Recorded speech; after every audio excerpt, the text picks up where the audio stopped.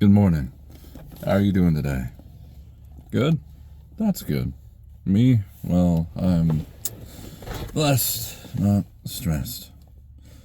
What's today's video going to be about? Well, today's video is going to be found, or today's topic is going to be found in Mark chapter 8, verse 36.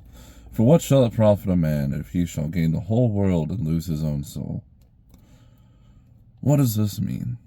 Well, there's another verse that says, do not store your treasures in earth where moth and dust and it can be corrupted, but store up your treasures in heaven where you will not lose them. Does this mean that we do everything we do for the reward? No. We do everything we do because just out of gratitude, right? For instance, let's say that you're driving on the highway, right? You're driving, everything seems fine, then you pop a tire. You freak out, but you manage to safely make it to the side of the road. You have a tire, but you forgot your jack at home. You just recently changed your tires. You're saying, oh, shoot. How am I going to get out of this now? I can't lift my car, but I have the tire. Well, you put your hazard lights on and think about dialing that number to the tow company. But as you're dialing that number, a good Samaritan pulls over to see what's going on. He pops out of his truck and asks, are you okay? Is everyone hurt?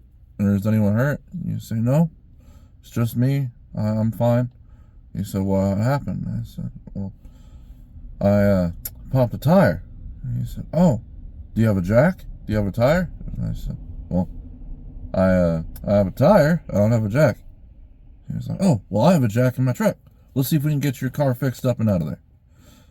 Pretty soon, you work together. He gets his jack, and you get that tire back on, and you're back on the road again. You are grateful to that person, right? You would say, well, thank you very much. Can I get you something? Can I do something for you, right? Returning the favor, right? That is showing love, that you're willing to do something for someone, well, that did something for you. That's something out of gratitude. Now, some would view this as a way to repay them for their kindness. Well, we could never repay Jesus for what he did. What he did was the ultimate work, the ultimate act, that not only, leads people to him daily, but also leads us into a future. Because, well, let's be honest, we've all sinned, we've all fallen short, and we deserve hell. Honestly, we do. But thanks to him and what he did, we can be grateful. Not hateful, but grateful. And thank him for what he did. Right? Now, back to the verse. What should it profit a man if he shall gain the whole world and lose his own soul?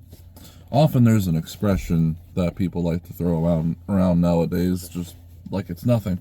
Oh, they sold their soul for that photo. They sold their soul for their success, their fame, their fortune.